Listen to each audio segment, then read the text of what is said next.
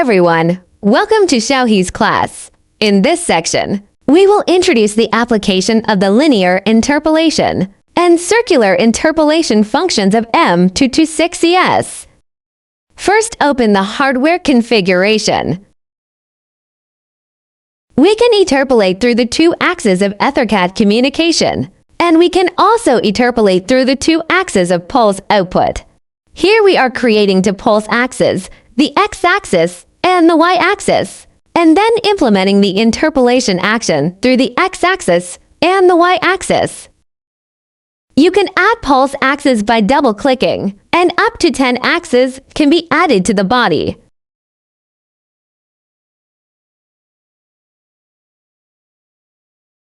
We've added the axis here. Let's take a look at the parameters in the axis. The type of axis can be selected from linear axis or rotary axis. Then you can also set the effective level of the motor direction, the output delay time of the pulse direction, and the point settings of the pulse point and the direction point.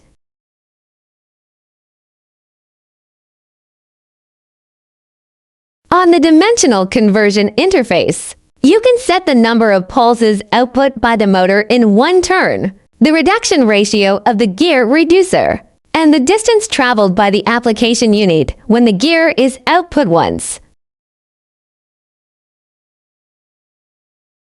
For example, the configuration here is that the motor turns once corresponding to 10,000 pulses, and then the screw will go 10 millimeters.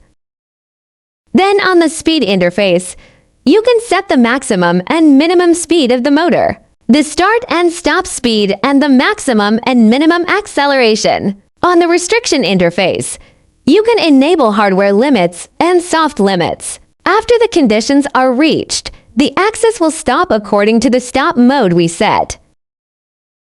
On the return to the original interface, you can choose the appropriate return to the original mode according to your own needs, and then set the origin switch, return to the original speed and limit.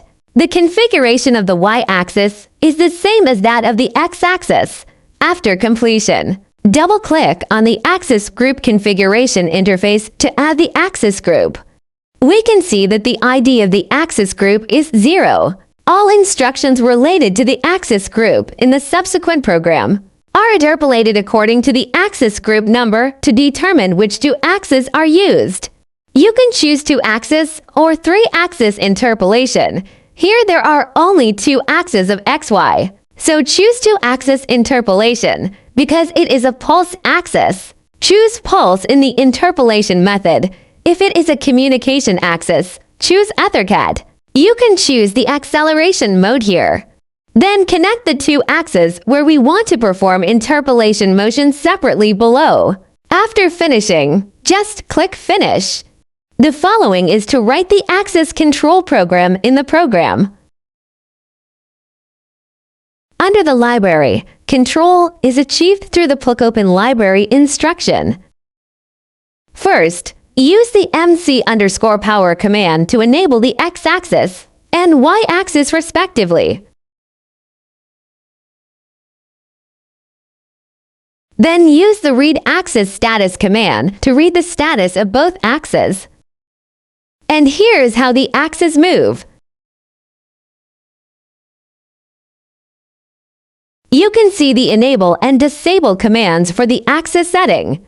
Here the enable of the axis group will be triggered after the 2 axes are enabled normally.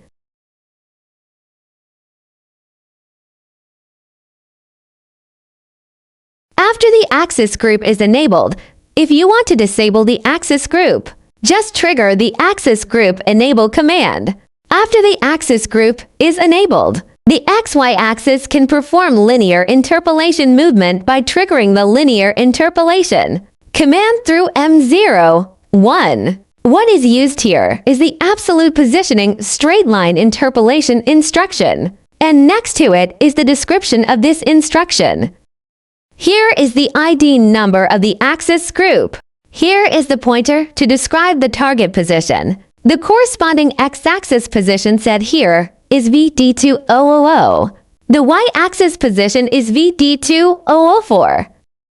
Then the following is the setting of speed acceleration and deceleration. Then the coordinate system currently only supports MCS. Then buffer mode has several settings to choose from. You can see the instructions and diagrams here.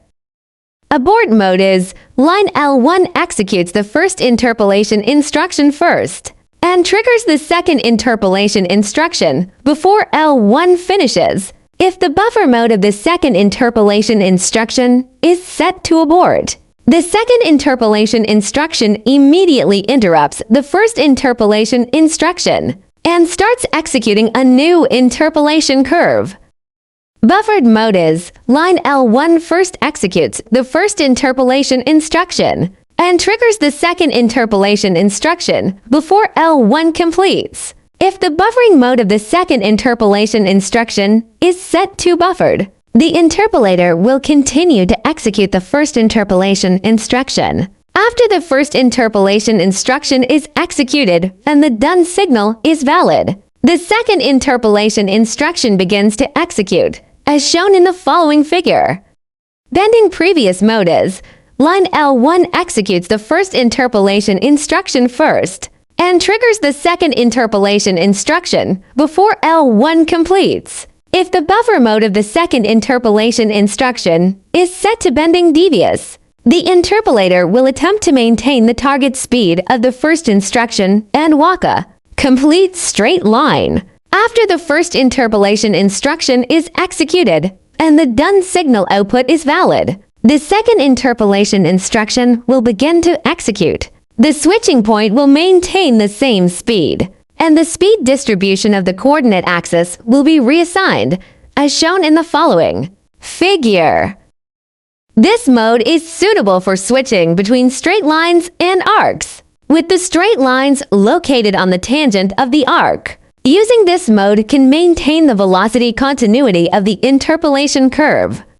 The teen corner mode is line L1 first executes the first interpolation instruction and triggers the second interpolation instruction before L1 completes its journey. If the buffer mode of the second interpolation instruction is set to teen corner, when the interpolator detects that the first straight line L1 starts to decelerate, it will activate the second interpolation instruction and transition to the second interpolation in an additional, angled manner, maintaining continuous velocity in all directions, as shown in the following figure.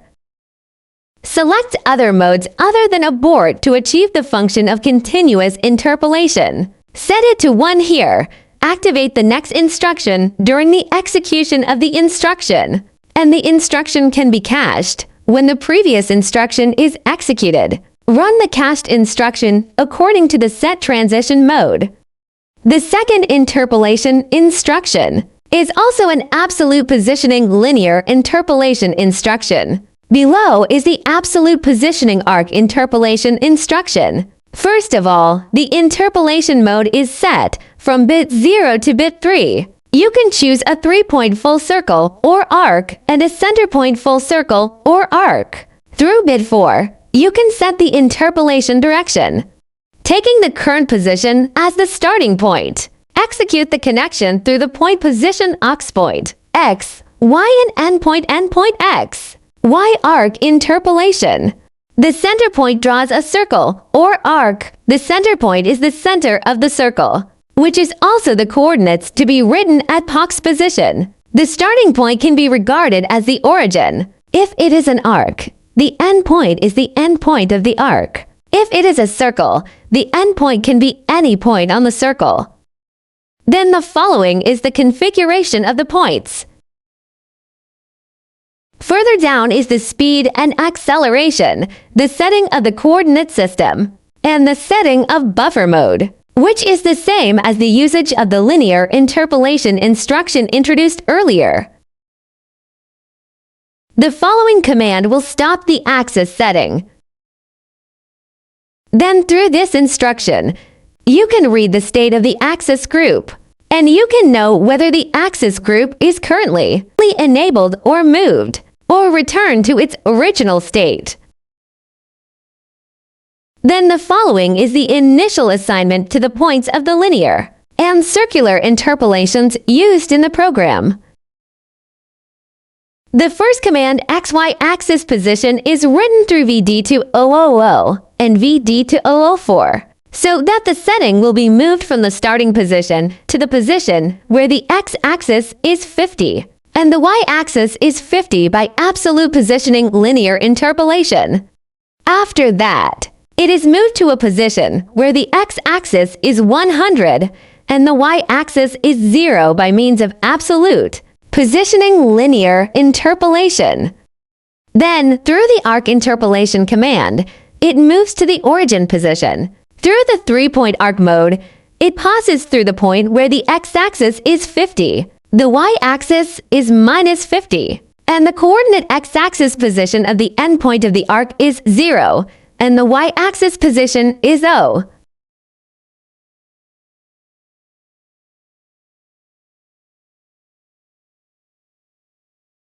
Download the program into the PLC below and observe the real-time trajectory curve of the XY axis movement through another host computer software.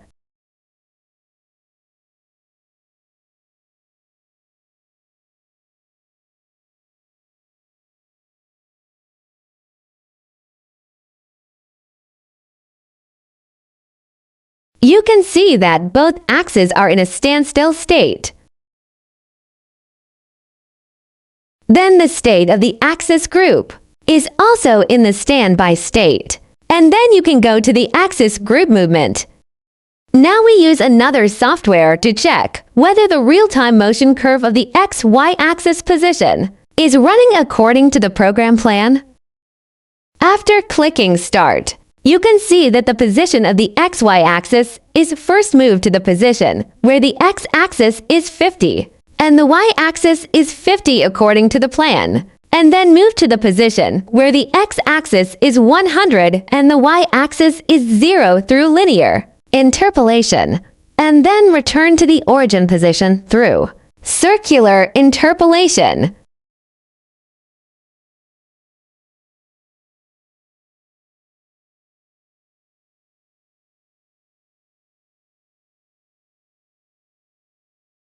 Then we have realized the application of the linear interpolation and circular interpolation functions of M226ES. That's all. Thanks for watching.